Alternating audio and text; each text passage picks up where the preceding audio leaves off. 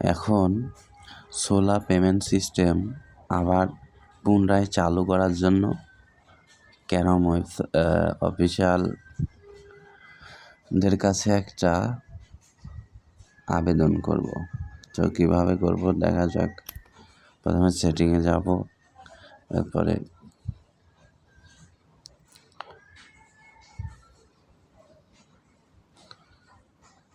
Help and সাপোর্টে যাব। এখানে আসার পরে কমন কোয়ারিয়ার্সে আদার্স দেব, এরপরে ইমেল অ্যাড্রেসটা দিব।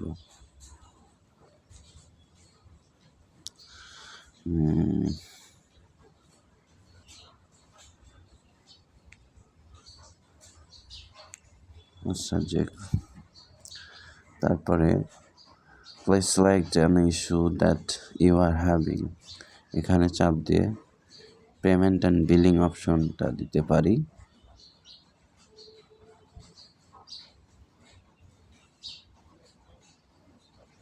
অথবা আদার ইস্যু দিতে পারেন।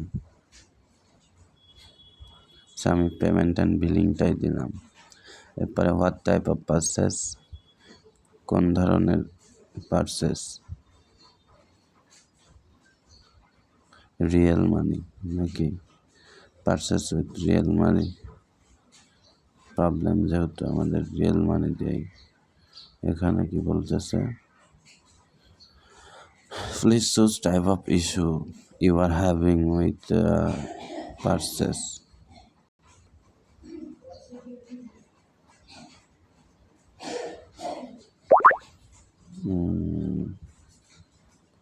এখানে কোনটা দেওয়া যায়,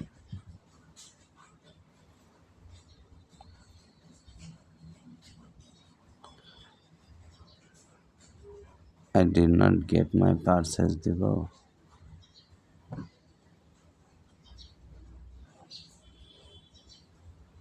এটাই দিলাম, I did not get my parcels।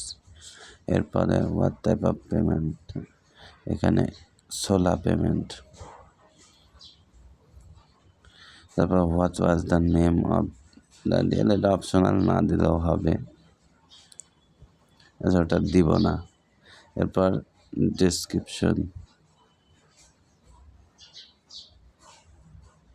মানে সাবজেক্ট আর কি, সাবজেক্ট কি দেওয়া যেতে পারবে নাকি।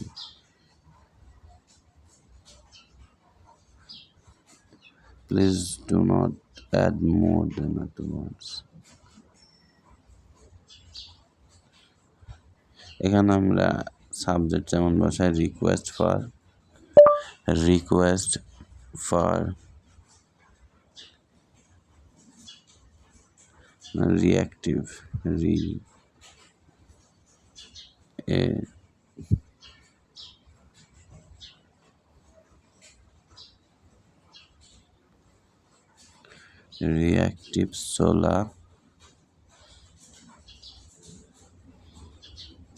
সোলা পেমেন্টস।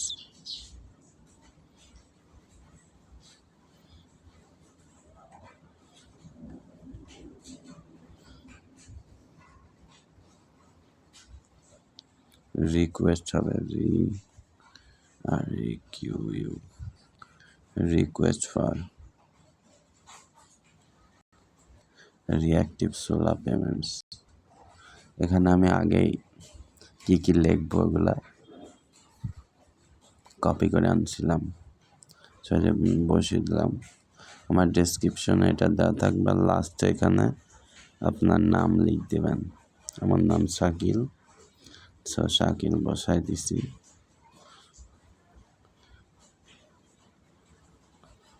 এটা তো পাচ্ছি না, তাহলে এটাও কেটে দিই। শুরু শাকিল বসাই দিলাম, এবার সাবমিট করে দেব।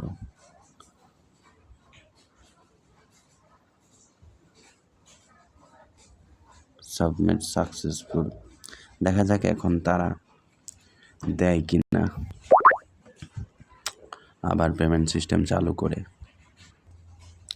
যে আমার রিকোয়েস্টটা অ্যাকসেপ্ট করছে ওরা, রিকোয়েস্ট রিসিভ করছে, এর মেসেজও জিমেইলে পাঠিয়ে দিছে।